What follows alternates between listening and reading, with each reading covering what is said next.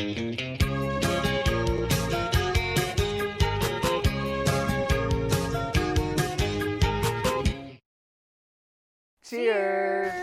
Welcome to Movie Bitches. Episode 244. Tonight we're reviewing Wild Mountain Thyme. That was actually decent. Wild Mountain Thyme! It was just as good as their accent. First things first. Yes, shout out to our wine sponsor, Wink. Go to trywink.com/moviebitches. You get $22 off your first. Oh, for this movie, maybe that's accurate. Phew! Right up your bum. Movie. Right up your bum, movie. So, second thing second. Yes. Subscribe, share, follow us on Instagram and Twitter, all of that good stuff. Click the little thumbs up button. So, Wild Mountain Thyme, based on a play featuring Emily Blunt, Jamie Dornan, who I will say is Irish. I think is actually Irish. Is actually Irish, yes. And I don't know what is coming out of his mouth. But I think that he has potential to become a fave in different roles than like the 50 Shades of Grey role. Wow. My takeaway from this was, so it wasn't just the 50 Shades movies. He's bad. Great. Oh, good. That clarified that. Great. I think they can't figure out how to cast him properly. He's yet to be cast properly. So maybe there's a part for him. But so far, these two types of roles, not it. It's not it. It's not it. And I know he's on that serial killer show with Gillian Anderson. And he's like a serial killer. And everyone's like, oh my God, he's so amazing. But I don't know if I see it for him either. But I haven't watched it. So there's that.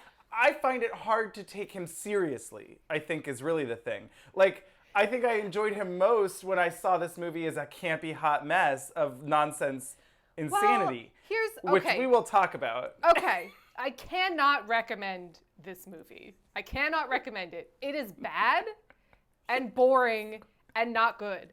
But it also has one of the most baffling endings of a movie I've ever seen, up there with Sleepaway Camp. So, but I cannot recommend it. But if you wanted to watch it based on just the what? And even me telling you there's something insane, you'll never guess it. You will never guess what it is. Nope. So if you want to be bored for like an hour and 20 minutes and like confused and like tonally like I don't know what and then have a face of just pure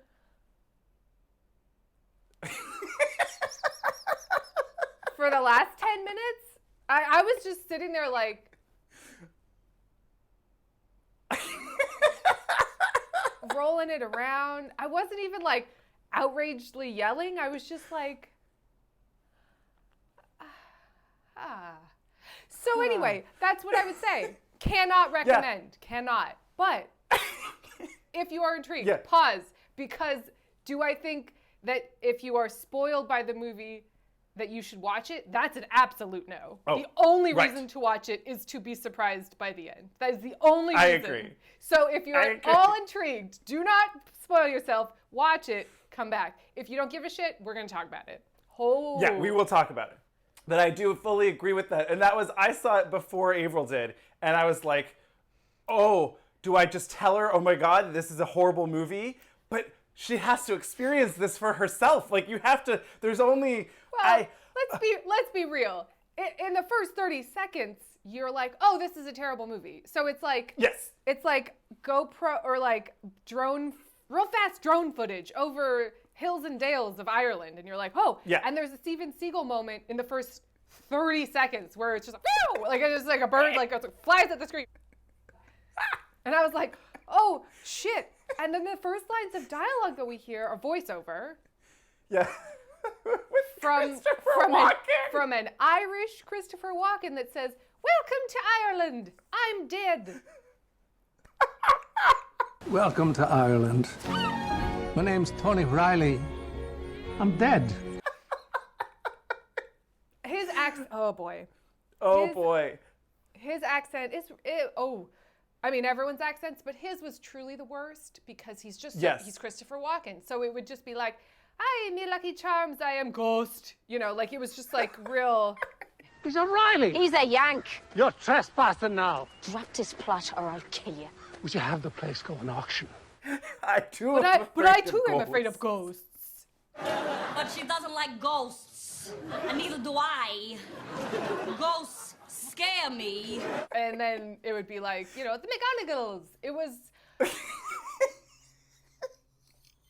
Oh boy. I will say this. I feel like this movie is a fever dream. Oh yeah. You know, it's like visually stunning, and Ireland is gorgeous. And I was like, okay, at least this is nice to look at. It's wacky. And you're constantly just kind of like, what am I watching? Why are we talking about this? The tone, on a good day with a director and a writer who understood the tone they were attempting, this movie is Chocolat, or the Legend of 1900, where it's like a fable, and the winds blew in, and there's like a voice that's explaining what's happening. Thank you. Instead of Christopher Walken, "Hi, welcome to Ireland. I am dead." Welcome to Ireland. My name's Tony Riley. I'm dead. And then disappears for an hour and 15 minutes from the narration, gone. And then shows up at the very end in a confusing conclusion. I mean, not the first confusing thing, but at the end where he was in the hills and dales. Anyway, like I understood what this movie was attempting. It just failed on every level. But in the plus column, Emily Blunt's outfits, obsessed. Bright plaids, Victorian peasant dresses, boots, fabulous coats with belts. Obsessed with it. She's working through some rough bangs and a wig that was heavy. I was thinking, like, aside from the obvious, like, mental, emotional issues, she is you.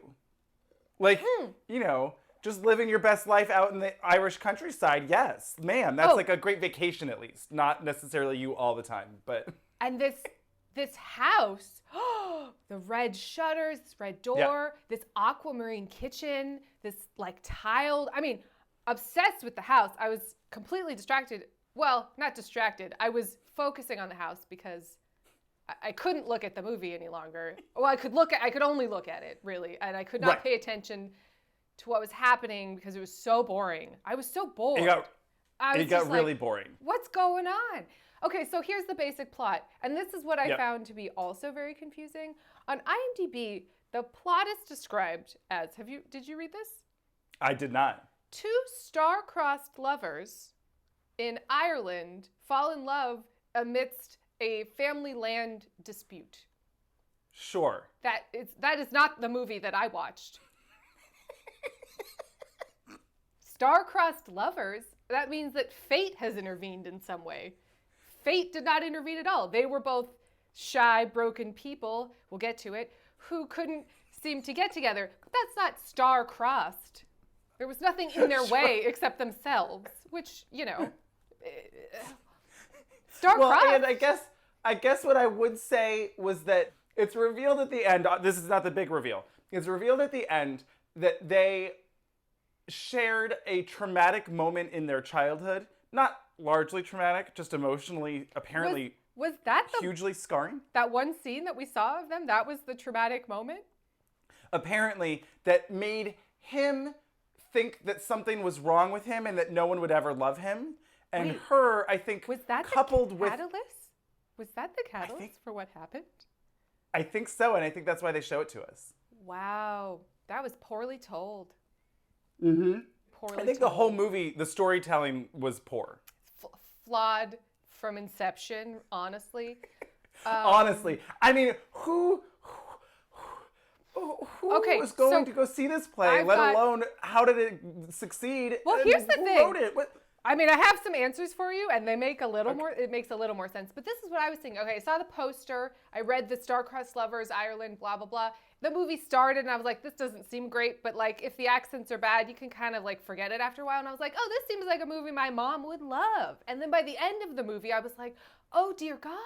If she had watched this, she would have just, been so confused and like, because it's so many genres. It's like in the middle of it, I was like, it's like a fable, it's a drama, it's a comedy, it's a romance, it's a John Hamm shows up and you're like, what is this? Well, I mean, it was almost honestly, like Big Fish-y. Yes, but without any sense of tone or understanding of storytelling. It was so poorly told. Like, it needed to start and be, Irish Christopher Walken. Welcome to Ireland. My name's Tony Riley. I'm dead. What were their names? I don't remember. Rosemary, and Rosemary. Anthony. Rosemary and Anthony. I apologize in advance. Rosemary and Anthony were, meant for each other. They ran through the hills and dales, and ever since we knew they were connected on some, spiritual level. And here's the tale about them and why and Irishy things. Sure. But it was just, it was like two different movies. Like, it starts and it's a sad drama about elderly parents dying. There's three separate funerals. And I was like, this is a romantic comedy? And then there's this really dramatic scene between Jamie Dornan and Christopher Walken where he's like, I'm dying. I love you, son. And I was stone cold, did not care. Watching the scene just like, and, ooh, look at that sweater vest. But also because at that point, they had painted Christopher Walken to be such a cold, heartless asshole that, like, treats his son poorly. So you're like, all that Jamie Dornan has said this entire time up to this point was, like, all that he wants is to have the farm, run the farm, keep doing farm shit.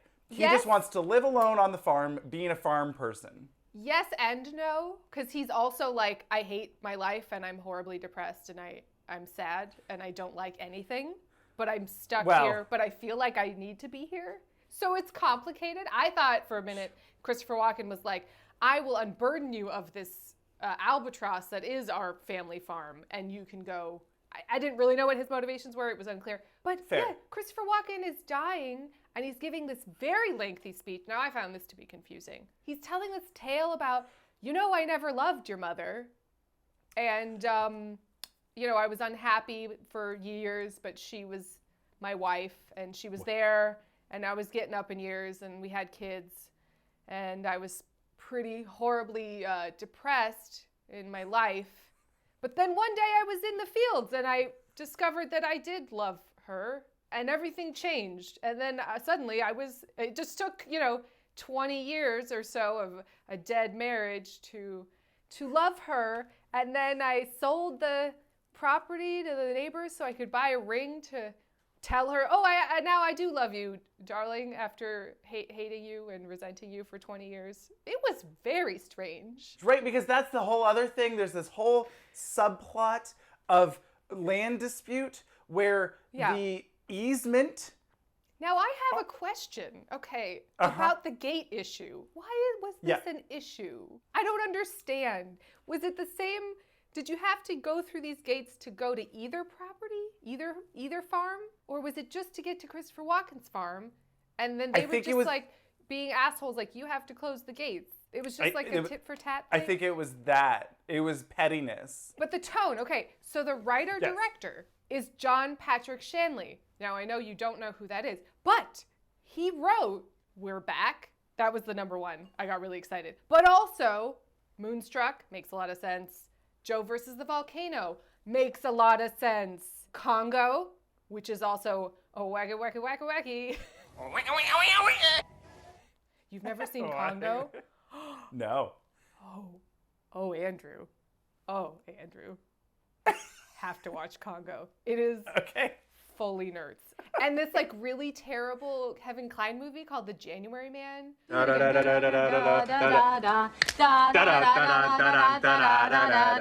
love my little calendar girl. So anyway, my point being, fably odd movies that sometimes work tonally, sometimes don't. It made more sense. Also, fun fact, weird, he has a writing credit on the Burlesque soundtrack for the Welcome to Burlesque song. Very Interesting. strange. Very strange. Huh. Well, I mean, obviously Moonstruck share, there must be some sort of Connection. friendship and connection. Yes. Yeah, where like Moonstruck, I mean, I'm sure if I watched it now, it would seem overly cliched and stereotypical in many ways, and still fabulous, let's be honest. But that was like a little window into like Italy and Italians and like this world, and it was maybe exaggerated but fun. This was like, am I missing something? Is this funny? It's such a bummer because so much of this movie could have and should have made me want to immediately go to Ireland as soon as I could. It simultaneously yet, seemed to hate Ireland and also love Ireland, which maybe Yeah. was the point, but it was so much like, oh, those Irish, you know how depressed and sad they are and how little they like to make decisions or change. And I was like, I didn't fully realize that that was like an Irish exclusive thing, but okay, sure. I mean, you know, when Grabbers paints a rosier picture of Ireland than this movie does, you know there's a problem. Yeah, like this felt like it should have been like a Waking Dead Divine kind of like wacky small town antics, you know, and it just, the tone was never there. It was very strange watching it. It was a very weird experience where the whole movie felt like... It's a fever dream. It felt like a fever dream. It felt like I should be connecting to it. And I was staring at it stone-faced, just like, ooh, look at the plaid. Ooh, look at that tile work, yes. I mean, yes, though. Like, her outfits and house and everything about it, I was like, yes, ma'am. So, quick commercial break, and we will be back with, I mean, well, not quite yet, but we will talk about one of the... The reveal of the century? I mean, maybe. Maybe.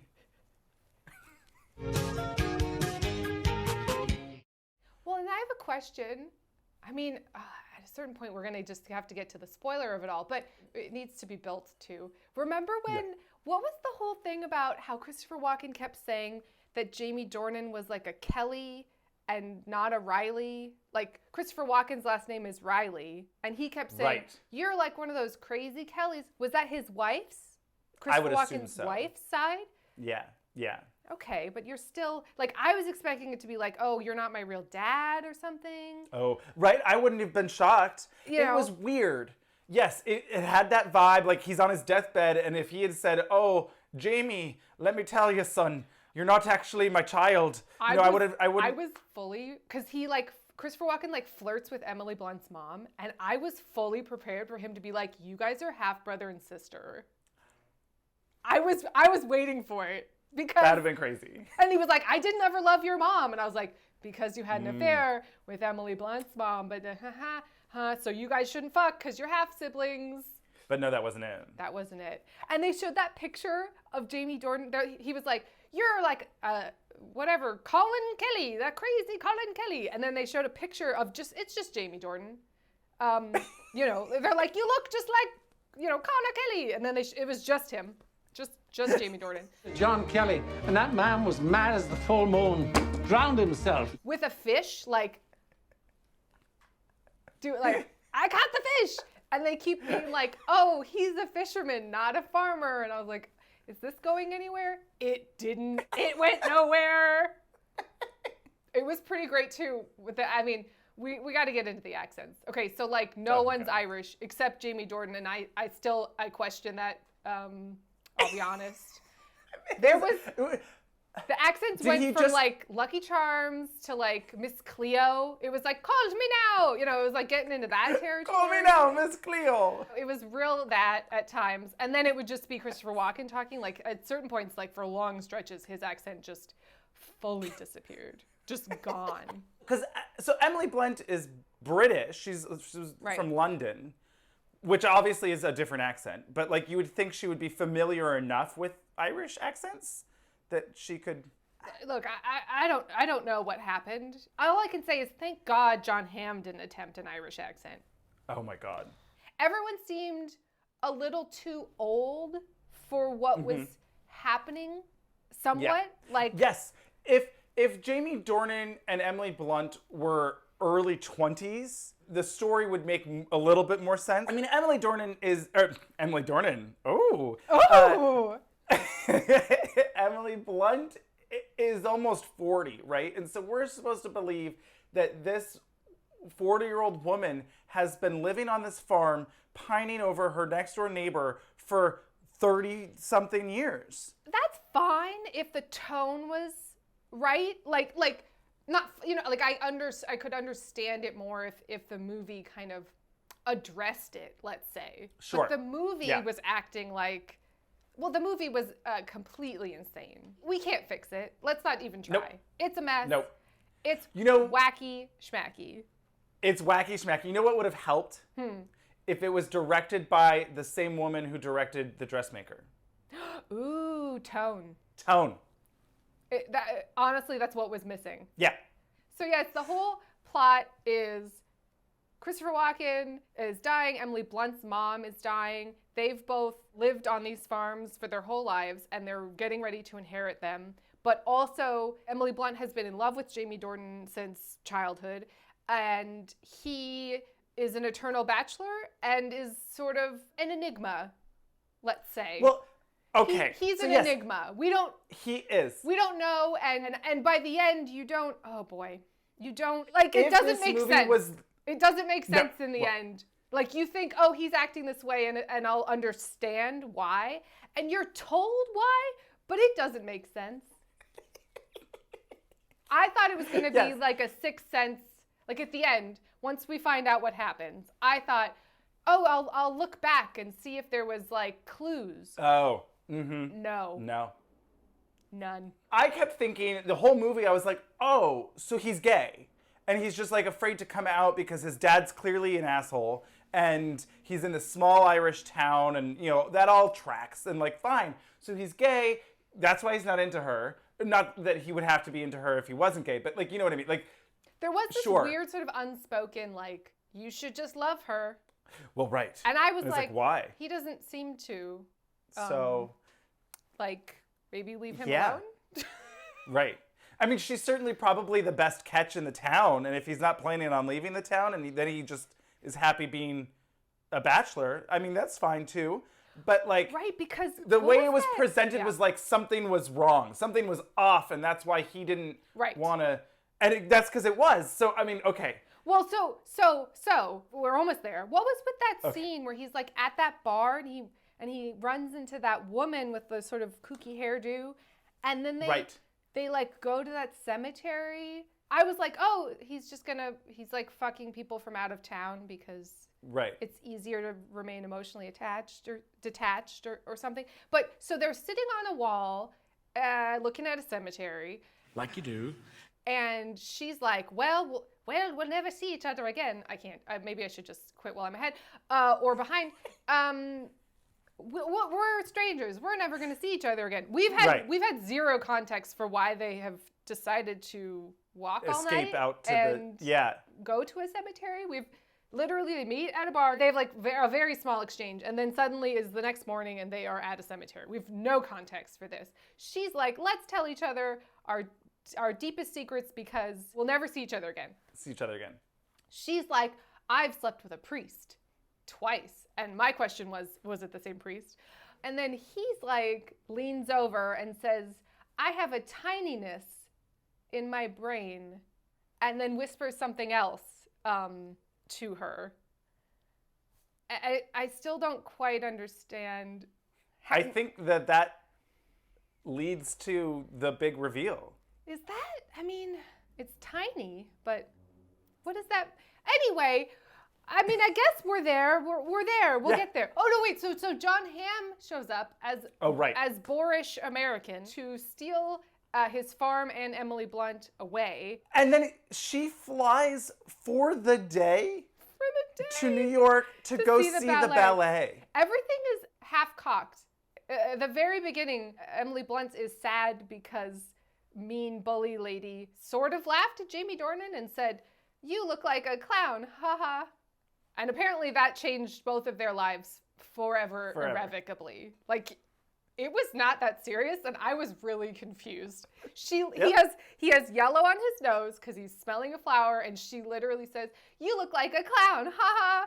Not the nicest thing to say, but wow. Wow. So So then Emily Blunt, we don't see this. Emily Blunt child beats up the other girl to, whatever. And she's sad and she goes home and tells her dad, I'm just a girl. There's so many of us. We have no purpose. I'm so, sad or whatever. And this whole thing. And you're like, okay, sure. And then the dad is like, no, you're a princess or a queen. Or you're the swan from the Black Swan. You're the swan from Swan Lake. You should do ballet. And then she does it kind of like for funsies, but not like actually. Sure. Right. But that profoundly changed. I mean, I guess I really should have paid more attention to that flashback scene because I was just like, oh, okay, this seems generic. Oh, apparently it was very important. It was. Because, okay, oh boy. The whole movie is like, it's a storm a-coming, right? It's always this brewing rainstorm and the Irish tides and all of this stuff. And the score. Oh my God. Oh my God, we didn't talk about the score. This Irish folk, 4-line, if Philip Glass did an Irish jig. Once upon a time, there were 2 farms. It was just the same, it was wall to wall, and it was the same. And I was like, I think this movie's Irish. I think it might be in Ireland. I don't know. They haven't given me enough clues. I don't know much about this movie, but I do know that I think it takes place in Ireland. I'm pretty sure. Welcome to Ireland. My name's Tony Riley. I'm dead. So yes, it's culminating. He can't get it together. Oh, because he's going to propose to her. He's been searching like a crazy person, they all think. Right. In the fields. He's out there in a storm with a metal detector. Seems like a lightning rod. Bad idea, I'll be honest. Thank you. I thought if he had gotten electrocuted, wouldn't have been surprised. You know what I mean? Like it's shaken, like flown about like the washing machine and under the Tuscan Sun. Yes.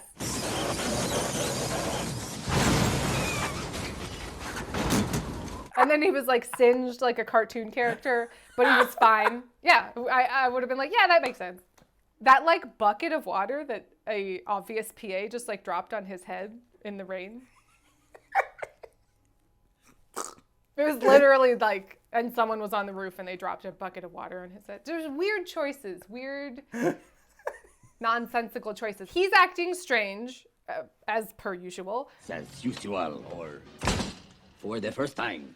And she is like, come over to my house. They have this really feels like a play. They have a long scene in her kitchen. He keeps trying to leave. He's uncomfortable. She's like, why won't you just marry me, basically? And she forces it out of him. She's like, are you gay? What's going on? And tell me, what is it? What is the big deal? I've tried to figure out every single thing. And he says, I'm a bee. I'm a honeybee. I feel like I'm a honeybee. That's what he says. And I just, like, because I was and then really... the flashback, that was the flashback. He was pretending to be a bee and putting his nose in the flower. So here's my question. Real talk. Is he saying, I identify as a honeybee? Is he saying that? Or is he saying, I have been so emotionally scarred by this very traumatic event. I mean, everyone's traumas are different, whatever. But this very traumatic event that I am stuck in that place and think I'm a bee. I could not. I mean, because then it made sense. If he identifies as a honeybee, he wouldn't want to marry a woman because he's identifying as a. I mean, I can't believe we're having this conversation, but that's what I think it's so insane. But I've never heard of like, anything like this before. I'm sure it exists. I'm sure it exists. And, power to you. But the movie presents it like, I guess he's crazy? Like, is that what it is? Because they keep being like, those crazy Kellys, they're all nuts. Right. So is it just that his whole life he was told he's crazy, so he's sort of like... He's ashamed of his being a honeybee. No, but like, I mean, we're not gonna get the answers. She goes, and I'm a swan. And he I know I'm goes, a swan, no, you're not a swan, you're a flower. And then she didn't, but I really wish she had said, pollinate me. Oh my, I mean. Would you put it past this movie, honestly? No. I know it sounds like we're speaking complete and utter nonsense, but that is in fact what happens in this movie. Because she's like, I'm a honeybee. I'm a honeybee. Now, honestly, if it had been more like The Sixth Sense, and he was always, cutting flowers, or there was some sort of like Queen reference, not the band, but although obviously I love it, the Queen Bee or something. Sure. Something to indicate, like, I don't think bees particularly like fishing, but apparently that was something that he liked to do. I just think they could have, it didn't know what it was saying. Like, honestly, No. Is he identifying as a honeybee? If that's the case, leave us little clues so we can relate to him and be like, oh, that is why you were acting that way, and I can connect with you at least on some level. But if it's just you're a crazy person and you've been hiding your mental illness and your insanity all these years, and you just needed someone to berate it out of you and love you anyway. I mean, I guess that's nice. She accepted his. I don't know. This movie was. it's a weird one.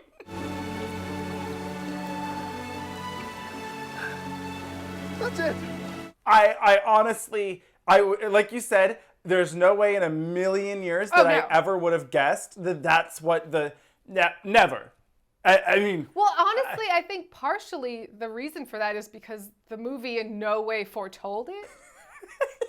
and then also didn't really know what it was saying in that being the reveal. That's I was so utterly confused confounded by what it was trying to say by this surprise that, I mean, I honestly was staring at the screen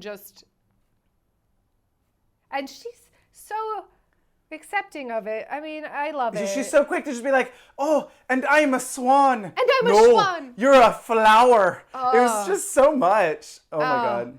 I don't even know. And then they get married and sing about the wild mountain thyme of Wild Mountain Thyme. Ireland, and everyone's at the bar. People seem to think she's a better singer than I do. Like, she was in Into the Woods as Mary the baker's Poppins. wife. Mary And Poppins. Mary Poppins. And I'm like, no. What? She can carry a tune, but she's not fantastic. Like, seeing Sutton Foster do the baker's wife, I'm like, why didn't they cast her? Why Honestly, did that? though, was she's famous enough with Younger and everything. enough. Come on. I don't understand. Okay, so back to the movie. Yeah. Mm-hmm. I'm a honeybee. How did this happen? I don't know. Can you imagine? Oh my God, can you imagine? Reading the script? No, take it a step back. Can you imagine Can you imagine what that must feel like? going to the theater? Wild Mountain Thyme, what's this? Oh, an Irish star-crossed. Romance. And being in the theater, I mean, people must have just, is this a comedy? If so, that's sad. Then they're making fun of this man who finally opened up about himself. I don't know. Can you imagine? Imagine. Being at previews, sitting in the theater. Well, it was probably better as a play because they had real Irish accents potentially. I mean, it wasn't Christopher Walken. Oh, but you bring him here to look me over like I was a red heifer? Welcome to Ireland. We'll open it in New Haven. I'm dead. That was wild that it just started with that. Welcome to Ireland. I'm dead. It's so stupid. Oh my God. Welcome to Ireland. My name's Tony Riley. I'm dead. You went Miss Cleo there. Yeah, I have to do the working with Floyer. Is my usual way to get into it. Yeah. I enjoy cooking bacon and stuff, working with Floyer. If Saoirse Ronan and Yes. Someone else played these parts. No, I don't think it works. I don't think this fundamentally works on any I don't think it level. does either. But if it was Saoirse Ronan, and maybe even who was the guy from Brooklyn? Yeah, what happened to him? I don't remember his name, but I can see his face. I don't know if he could do an Irish accent. Maybe there's someone who's Irish Well, Jamie Dornan is Irish. I don't know, but like. Oh, I'm a honeybee. I'm a honeybee.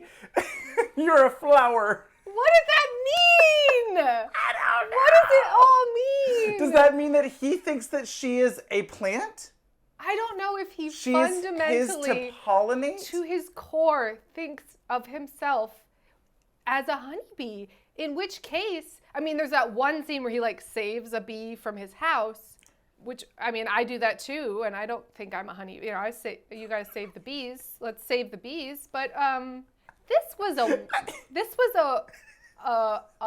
enigma. This was a mystery wrapped in an enigma, wrapped in a pretty shitty movie. Yeah. Wrapped in some really bad accent work. Oh my God. Why Christopher Walken? Why, of all the people who are Irish and older, Yep. why? Welcome to Ireland. My name's Tony Riley. I'm dead. He's like James Mason. He's just always going to sound like James Mason. You know what I mean? Exactly. Or like Sean Connery. He's always going to be Scottish, even when he's, you know, trying to be something else. I'm not Spanish, I'm Egyptian. You said you were from Spain. You're a liar. You have the manners of a goat. Oh boy. Even if it was like Ian McKellen or something. Now that actually might have been great. No, it still would have been awful, but better. It would have been better. Yeah. But this movie is crazy.